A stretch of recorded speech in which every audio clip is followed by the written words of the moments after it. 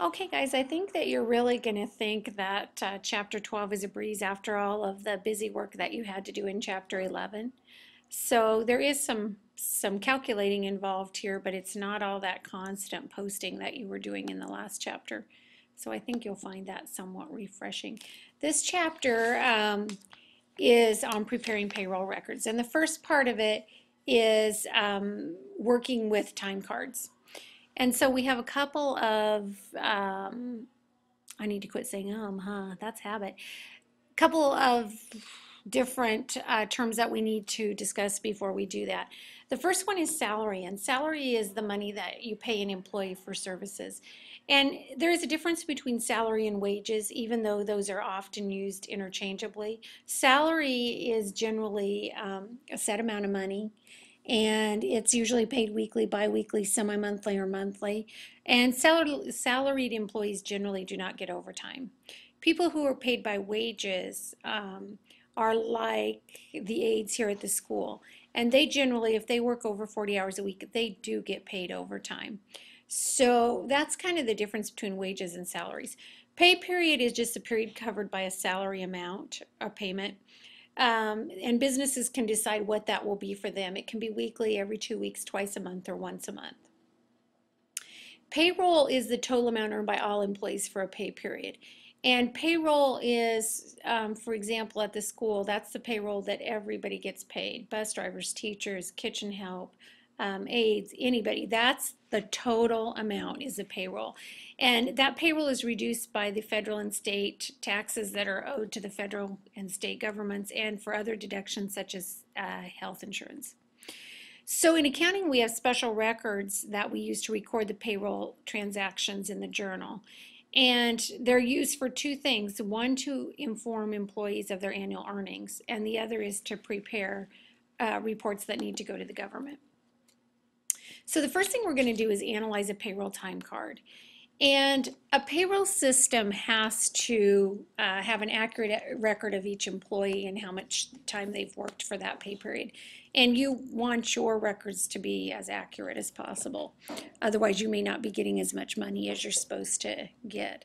So if you have jobs, you probably use time cards. And it's interesting to note that, time cards are not the same. So your time card may not look like, if you work at the Mug and have a time card, it may not look like the time card that Rightway uses or that the school uses. Those time cards can be different. They can also be different in how they record time. So time cards are the most frequently used method for recording payroll information. So they're the basic source that we're going to use to prepare payroll. Some records require that employees only record the total amount of hours they work, and that would be somebody just coming in and write, and usually they write it themselves. They just write it on something, and it's just, you know what, I worked 8 hours today. The others require arrival and departure times, and that's the one that we're going to kind of look at. And that means I came at 8 o'clock. Here is an example of one. You know, you came in the morning at 7:58, left at 12:02, came back at 12:59, and left at 5:06. So that is not recording I worked 8 hours a day. That's recording ins and outs. And a lot of times employers will use that one. It's important to note that overtime can be figured over 40 hours a week, or it could be figured over 8 hours in any day. And Hobby Shack figures overtime for any hours over 8 in a day. So you may only work 36 hours that week and you're under 40 hours a week, but if in any one day you worked over 8 hours, you get overtime for that. So there's that time card again. When you're going to calculate the hours that an employee worked, Hobby Shack uses semi-monthly pay periods, and they use a time card that's designed specifically for that. So as we said before, another company may have something different, and they would have time cards designed for whatever they do. Employees who are paid by the hour usually earn overtime after working 40 hours in a calendar length, regardless of the length of the pay period. And we're going to talk about how these regular and overtime hours are calculated. So calculating the hours worked is the first step in the payroll process. You got to know how many hours they work before you can figure out what you owe them. And it's important to note that Hobby Shack, now make sure you know this, rounds arrival and departure times to the nearest quarter hour. So when you're doing your assignments, you're going to want to make sure that you note how they round their hours, because that could really mess you up. On page 342 of the book are the steps in calculating employee hours worked. The first thing that you do is calculate, I'm going to switch this, guys, the total number of hours that have been worked and regular hours for each day, and then you enter those amounts, so you'll see them all entered right here. That's the regular amount of hours. Then you're going to work on overtime hours. So this person came back, they were in at 7:55, out at 12:01, in at 12:56, out at 5:02. Then they clocked back in at 7:01 to 9:33. So they had another 2.5 hours of overtime. This night they clocked in from 6:28 to 8:31 and had 2 hours of overtime. So you're going to add the total amount of hours here, which in this person's case, obviously there's part of the time card missing there, but their total amount of hours worked were 88 regular hours. Then they had these 4.5 hours of overtime, which are put here, and their total hours worked are 92 hours. Okay? And if you're confused on that, you can go back and review the steps on page 342.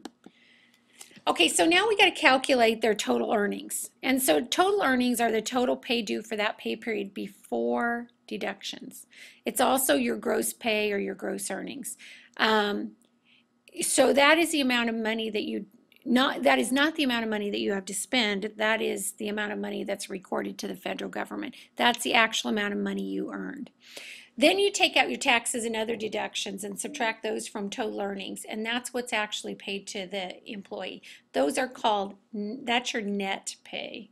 So your net pay is actually what you can go out and spend. So taking the same time card, we're going to calculate employee total earnings. So the first thing we're going to do is we're going to work with our regular hours here. This person gets $12 an hour. So their rate is $12 an hour. So to get the amount that we owe them for their regular time, we're just going to take 88 times 12, get 1,056. Pretty simple. Overtime hours, they work 4.5. This person is getting paid time and a half overtime. I can see it here in your instructions. They may tell you that or something different. Time and a half is pretty standard for overtime. And here it is. So that's now $12 is a regular pay. Half of 12 is 6. 12 plus 6 is 18. That's how they get time and a half.